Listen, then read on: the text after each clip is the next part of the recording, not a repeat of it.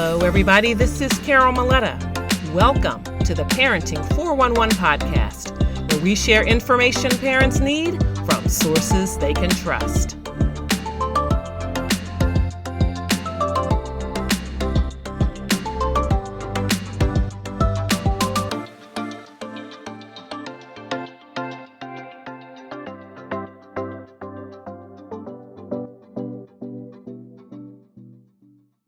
Juan Lee is an author and teacher of the powerful principle of love. For over 30 years, he has studied organized religion to find the elements that unite humanity and share the message with those who need it. Raised within the Christian church, Juan has turned those teachings about love over the years to find strength, understanding, and hope.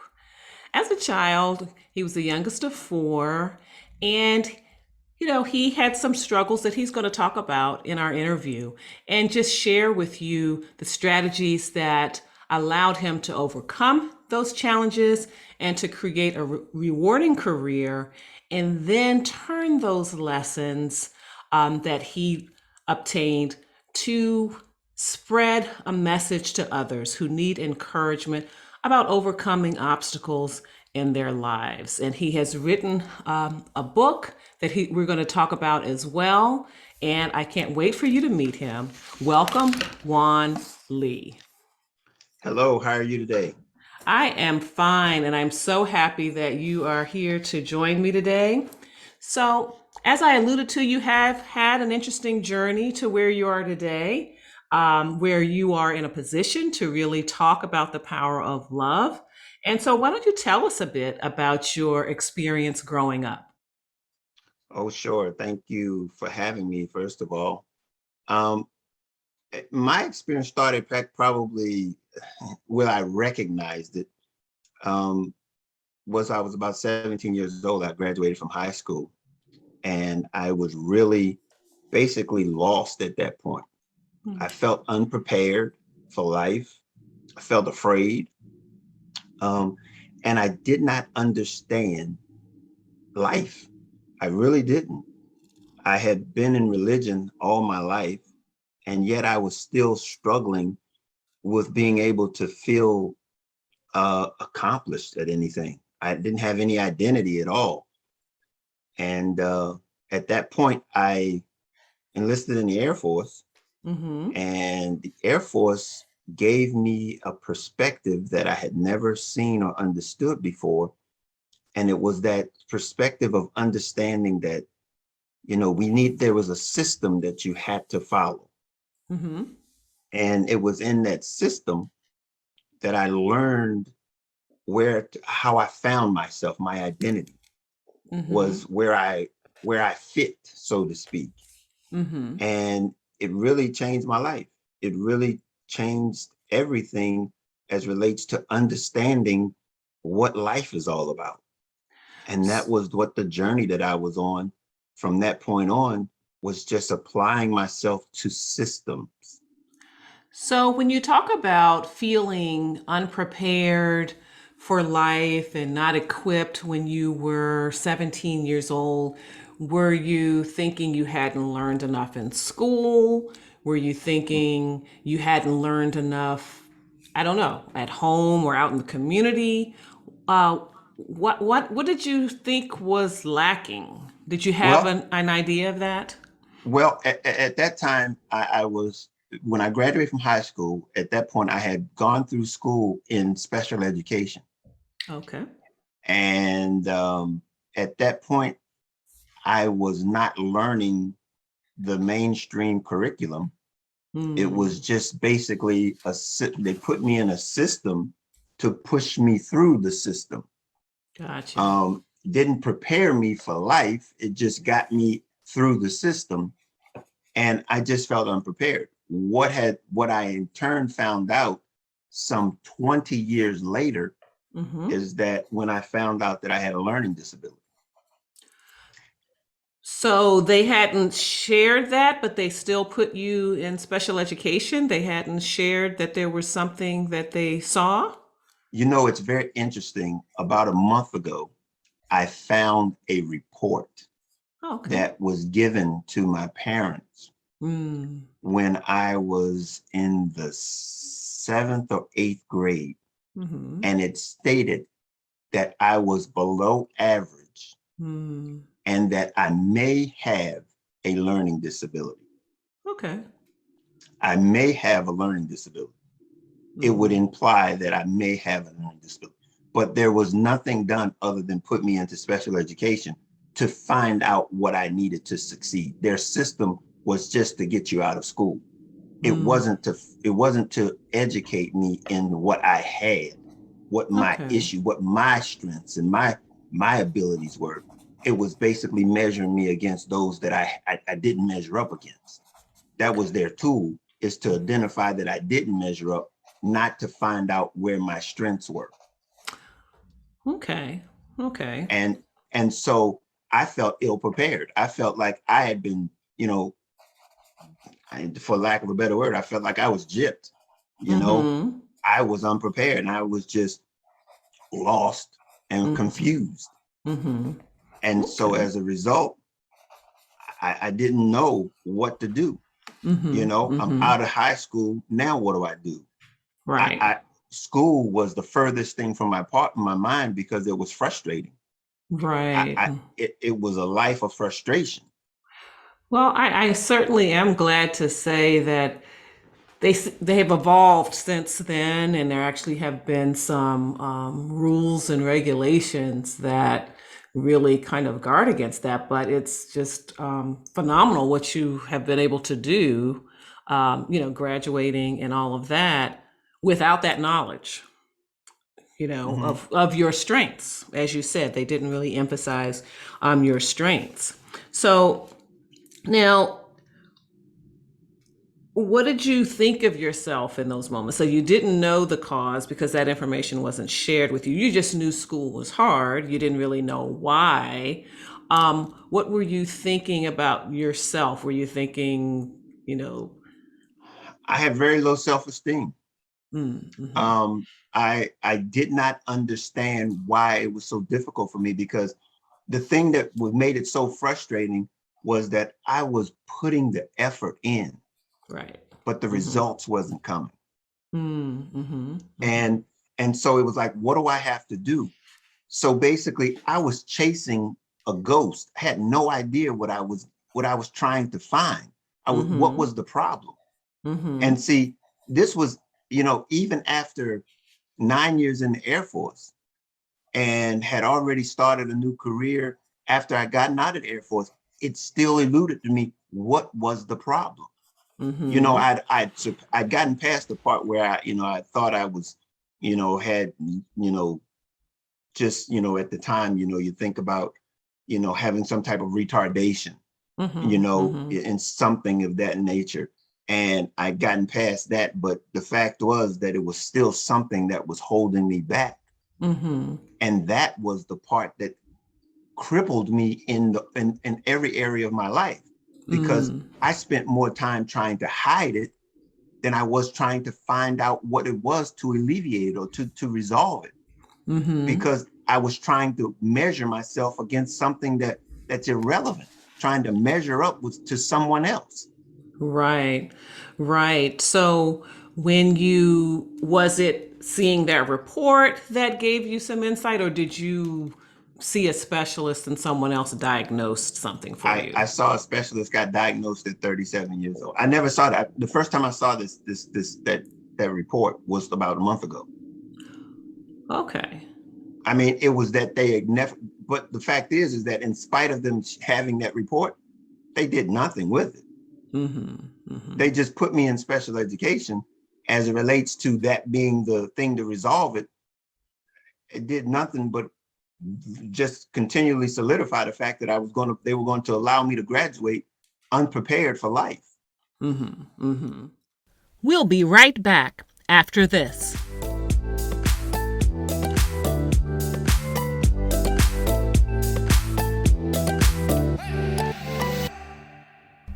You love your kids. You do your very best for them. But sometimes it feels like it's just not enough. And you're so sure you're the only one who feels this way. The truth is, you're not alone.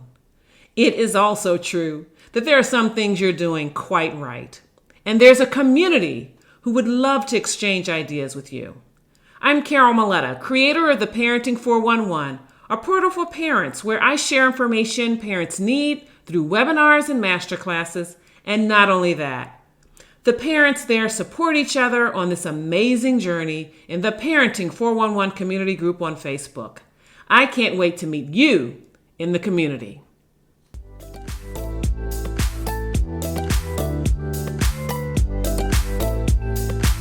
And we're back with the Parenting 411. So what do you attribute your ability to finish school and to join the Air Force successfully? I mean, because that's quite an accomplishment to not have that information, not have the tools and strategies to help you with whatever deficits that they found. How did you do it?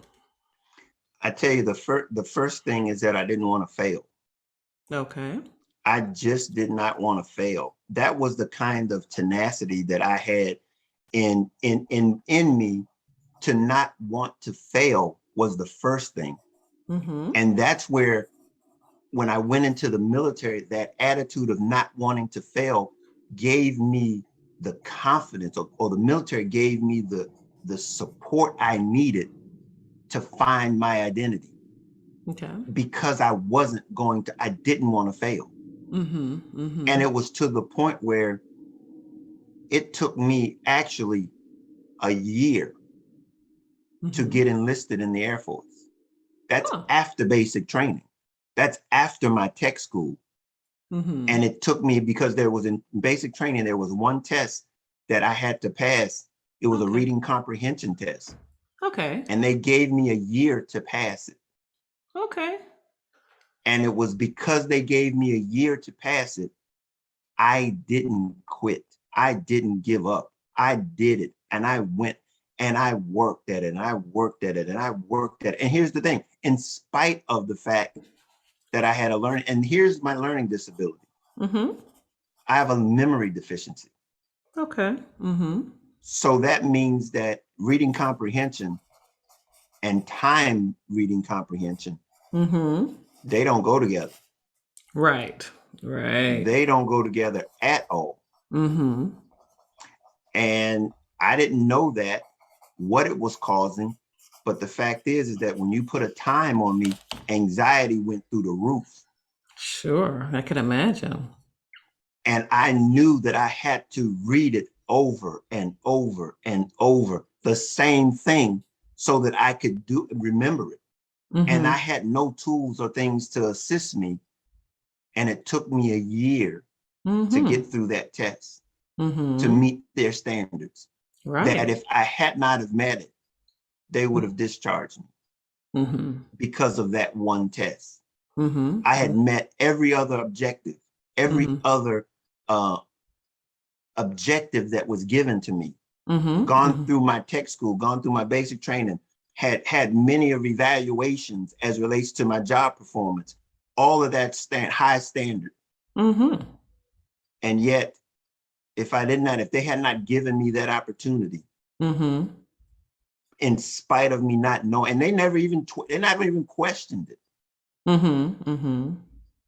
They was like, this is the standard. You have to meet it. Right, right.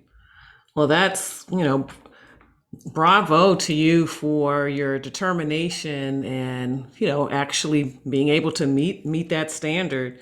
Now, tell us then about your book, Love Made Simple, and how you were able to make that idea, love, simple and easy to understand.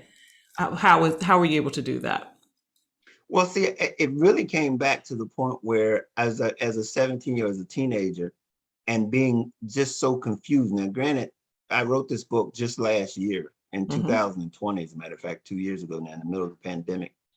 But it was always this thing that I was struggling as it relates to, why was love made so confusing? What was it that made it so difficult for people to understand it? And the reason that I've come to is that I separated the packaging from the message of love. Mm-hmm. The packaging is the presentation, and made love universal. It Mm-hmm. made it to where it connected with every human being and determined that it was the love for humanity. It Mm-hmm. was acting on behalf of another, and that is humanity. And realizing that love connects us all. It's the thing that makes us all, that connects us all to one another. Our success, everything is connected in our ability to relate to one another. And love is that thing that brings forth that connection. And so, where do you think that came from? Like, where in your experience and your journey do you think that came about? And I mean, you said you wrote the book in 2020, so it's obviously something over some years Mm-hmm, that crystallized for you. mm-hmm. So, what from your background, what from your experience led you to love being It was that? the practical application of love in the military that allowed me to see that. Describe explain that. In the military, we you could not succeed as an Mm-hmm. individual. Okay. You cannot succeed as an individual. Mm-hmm. And the system that it required for you to succeed in the military was that you had to buy in to the system. Mm-hmm. Mm-hmm. You had to buy into it. And the biggest thing that you had to realize is the attitudes that are required to be able to operate in that system. Okay. And those characteristics resemble that of love. Those characteristics, such as Okay. sacrifice. If you Mm-hmm. were going to be in the military and you were going to apply yourself and allow yourself to be successful, and remember that the system was meant for something bigger than just yourself. Mm-hmm. See, Mm-hmm. the system was to national defense. Right. That was Right. the purpose of it. and Mm-hmm. and being a part of that system meant that you had to be willing to sacrifice your life. Mm-hmm. Mm-hmm. That's the number one attitude that you need to be a part of that system. Mm-hmm. The results of it is that you benefit others. Other people benefit from your sacrifice. Mm-hmm. Mm-hmm. That's the foundation of love. Okay. And so even the operations and other types of exercises that you had to do, it required the teamwork and sacrifice, consideration for the other people that were involved. And that is what really drove home or drew the parallel for you No of matter love. Yeah, no, yeah, Mm-hmm. because no matter where you were, where you came from, everybody had to buy into the system. See, the system was for something bigger than all of us. Mm-hmm. Mm-hmm. And that's what love is. Love is something bigger than just myself. Mm-hmm. The system, it works for humanity. It Right. works so that humanity, it protects and preserves humanity from Mm-hmm. generation to generation. It's the ability for us to connect with one another. It's the ability, our needs are in one another. Mm-hmm. Mm-hmm. And so when we allow ourselves to give freely what we have to offer to one another, then we gain the value of the relationship, because then we begin to gain the fulfillment of our abilities and our skills of giving. See, there is no greater for a military person just to be able to know that our service has allowed everyone else's freedom. Mm-hmm. See, that's a concept that majority of the people in America, especially in America, can't fathom because they've not had the idea of having to sacrifice Mm-hmm. for someone else, knowing that the sacrifice could be your very life. Now, I wonder, have you shared Love Made Simple in military, with military audiences, or whether it's a full military audience, or there just happen to be people who have a military background in the audience? Because I think it's just really a beautiful idea, an interesting perspective. And I'm just wondering, like, how is it resonating with them? I have not yet been able to, but that is one of my targets as it relates to sharing and spreading this, because a lot of, even when I was in there, Mm-hmm. a lot of people didn't get it. Mm-hmm. A lot of people didn't get it. And but the fact is that when you're being forced to become a part of a group, a Mm-hmm. whole, you're just a part. It Mm-hmm. means so much to be able to, at that point we were so individualized. I Mm-hmm. never forget, I mean, the first week or so we were in basic training, and our TI told us to go run a mile and a half. We were in formation. He said, go run a mile and a half. Mm-hmm. And I was a runner all my life. Oh, And okay. so, and so when he said go, I took off. And halfway around the track, he was like, oh, stop. Y'all missing the point here. It's not about running around the track individually. Right. It's about running around the track together. Mm. There's no big I's and no big U's, little U's. All of you have to finish the same way you started, Mm-hmm. in formation. Mm-hmm. So the Mm-hmm. first person is no stronger than the last person. Right. So did you all That was figure the that message. out? Huh? Did you all figure that out? Oh yeah, yeah, yeah. It realized that my strengths were only as good as the lowest person's weakness. Mm-hmm. So it Mm-hmm. meant that we had to pull together. We had Yeah. to come together. Mm-hmm. We Mm-hmm. had to see. I mean, it was so interesting. If I messed up my shoes on my bed, or it affected everybody. Mm-hmm. It was Yeah. not just like your shoes, your bed. No, it's the whole flight's bed. Right. You just happen to be sleeping in it, but all of y'all gonna get the consequences of it. Right. Right. Yeah, That's this that's the concept. I like it. So in what audiences, what forums have you been able to share Love Well, Made Simple? it goes back to a long time. But before I wrote the book, I mean, I've been in the prisons. I've taught in prisons.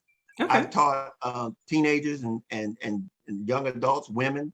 I've been on many podcasts teaching Mm-hmm. it since I've actually published the book. Mm-hmm. But the message has been the same over the years. It's just that it was the message of love being manifested in every area of my life. And that was those were just the areas where I demonstrated. I Mm-hmm. mean, I've lived what I've learned. Mm-hmm. Mm-hmm. Mm-hmm. So based on your model that you speak of in Love Made Simple in the book, as well as with audiences, live audiences, what is like the number one uh, nugget or message that seems to resonate the most with your audiences? Here it is. Your attitude dictates your outcome. Okay. Your attitude dictates your outcome. Mm-hmm. You have the right attitude, it will render the right outcome. Mm-hmm. And it really allows people to recognize that they own their circumstances, their situations. Mm-hmm. They've got to take ownership of it Mm-hmm. Mm-hmm. and understand that our attitudes are directly associated with our outcome. Mm-hmm. Mm-hmm. We can make a difference with the attitude, and the attitude will determine our perspective. And our perspective will then generate our actions, and our actions will determine our outcome. Right. Okay. So, I mean, when you think about the outcomes that you've experienced along the way, have there been any people or any resources or anything that's kind of served as a guiding light to just keep you going? Anything external? Because I know you have the tenacity, I know you had the determination not to fail. Was there anything external that helped you to stay the course? Well, as early on when I was able to connect the fact that my religion, my faith, was the thing that I went back and connected this system to, and Mm-hmm. that love is the system, and that relationship, that religion, that faith that I had was brought me to the place of being able to find this this system.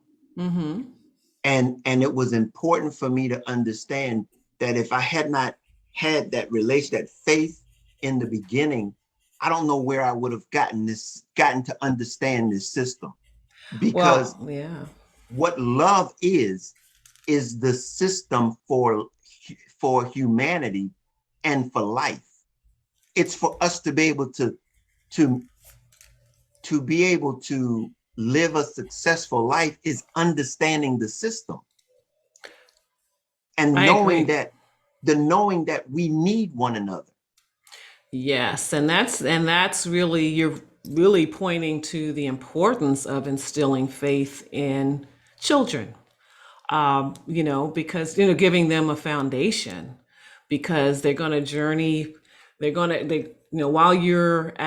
they're at home with us, there are a lot of experiences, there are a lot of things that we can pour into them, but then they get out, you know after they graduate high school and go to college or start working, and they start beginning to make their own decisions, think about whether this, what they've grown up with, is really what they want to continue, all of that sort of thing.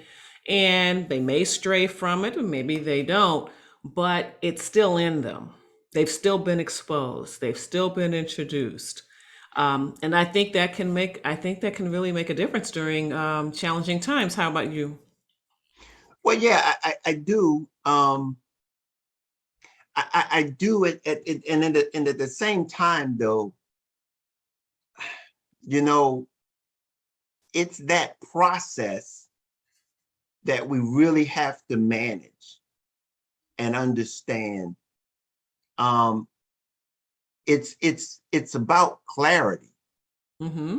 It's Mm-hmm. about clarity, and I, I'm really thinking about it in the sense that the question that you asked is about that external thing. That was the external thing because I was able to connect some things that I don't believe I otherwise would have been able to connect. Okay.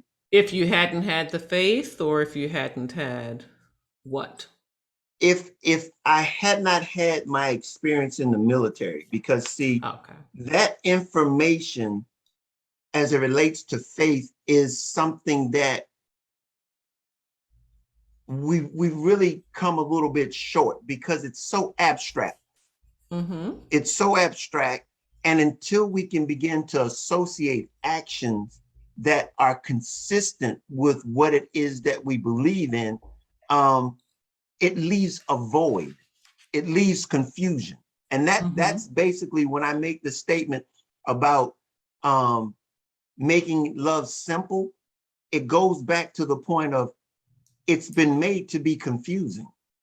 Mm-hmm. And that goes in being able to say things without any application, Mm-hmm. making statements or decrees without application, without actions to support it. Mm-hmm. And so as a result, I was left without hope Mm. because it was something that I had to, you know, I didn't see any action, Well, any didn't see action any action from any action from whom? from my faith.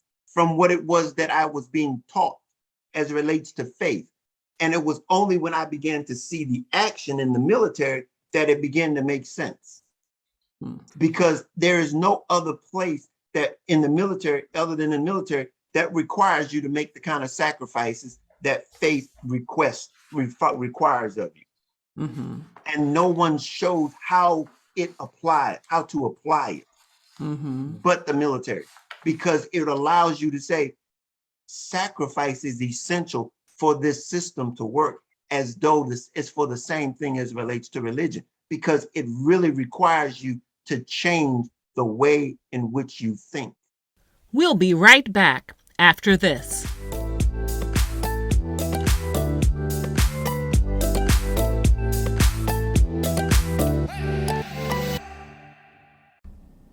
As the saying goes, mother's work is never done, except when it really is. I'm talking about my new book, Mother's Work, Pearls of Wisdom and Gems from My Journey. I share my transformation from an outmanned, overwhelmed mom of twin boys to a parenting strategist and consultant, and being honored as DC Mother of the Year by American Mothers Incorporated. In Mother's Work, I tell you about the 7 guideposts that kept me anchored as I weathered the peaks and valleys of motherhood. Grab your copy at carolmaletta.com/motherswork.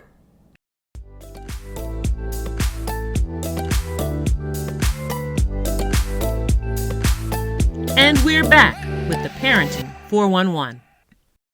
So then do you think then that it's a good way for families to operate as a system? Oh, absolutely. Mm-hmm. Absolutely, because the system is what carries you. Right. See, I mean, we can draw so many parallels to religion and the military and how they are as it relates to a system. The religion and the Bible and Christianity, it talks about tracking and training up a child. Right. Tracking them. Mm-hmm. And see, we wonder, why is it that it's so difficult? Because here's the point. If we track a child, the child doesn't have any options.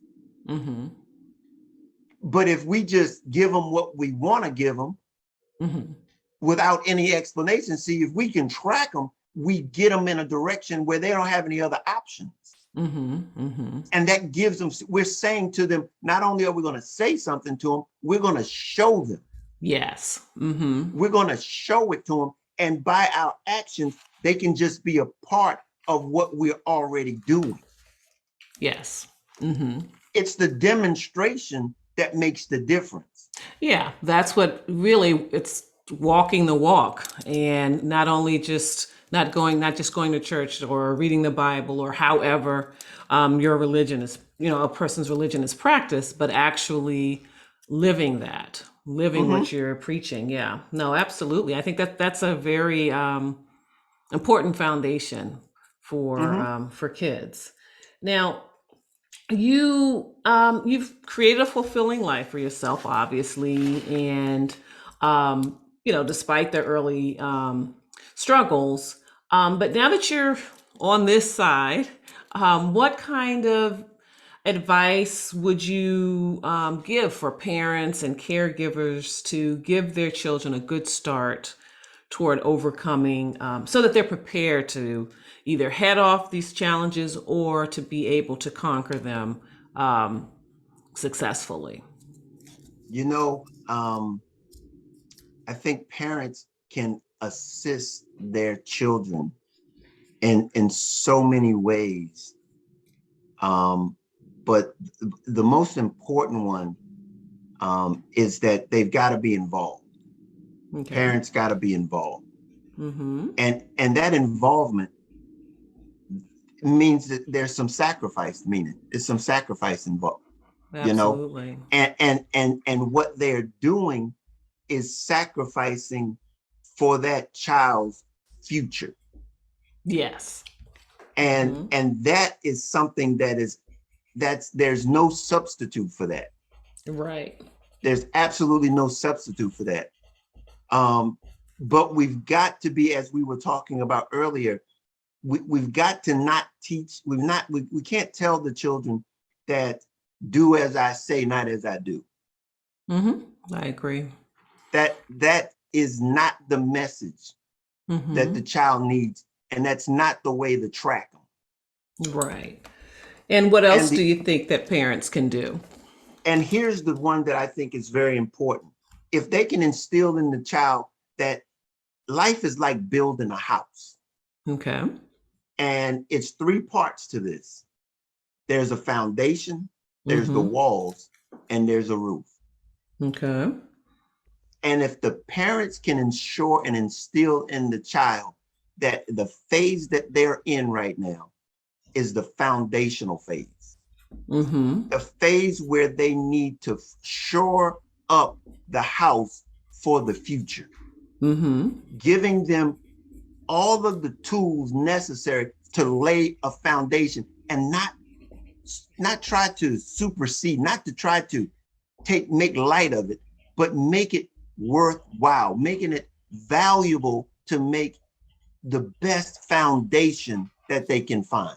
Mm-hmm. Mm-hmm. Meaning, grab all of the learning that they can, understand the value of understanding, And and don't practicing allow good the habits too, I guess. yeah, don't allow the child to just hear without understanding. Mm-hmm. Ensure that understanding is taking place, because that's what they're building on. They're Mm-hmm. building on understanding. Mm-hmm. So that's essential, so that they can realize that as they begin to put those walls up, that they will be certain, they'll be firmly affixed in the foundation, so that roof will fit on those walls to make the house the life that they desire. Right. Right. I like that. And that's definitely a way to think about it, especially when so often children will push back on things, that we ask them to do and all of that. And or we tell them they have to wait for certain experiences they want to have, wait until they're a little older, wait until they're a little more skilled for something, and they don't understand why. They don't want to wait. They want to do things in their own time. So I think that house analogy is a very good way to think about it. That they really have to establish a good foundation first before they can start building. Yeah, but it's the ability to be able to let the children know that there's no need to be anxious, Exactly. Yes. because it's at this point, it's the most important part of the rest of their lives. Yes. And for them to be able to understand the value of the now, it's Mm-hmm. so much more beneficial for them in the future. And I know they don't understand that. They're anxious to get to another stage. But these are Mm-hmm. one of the things that I in my book, Love Made Simple, I break the book down into stages. Okay. And the stages are teenagers, Mm-hmm. young adults, adults, and seniors. Okay. And it's so that you can realize that each stage of life has fulfillment in it. Mm-hmm. There's so much benefit into each one of those stages, and they prepare you for the next stage. Mm-hmm. Mm-hmm. And when we fail to gain all those things that we could learn in those previous stages, we have a tendency to not be as successful in the next stage. Right, because there's some holes that haven't been filled in. Absolutely. Absolutely.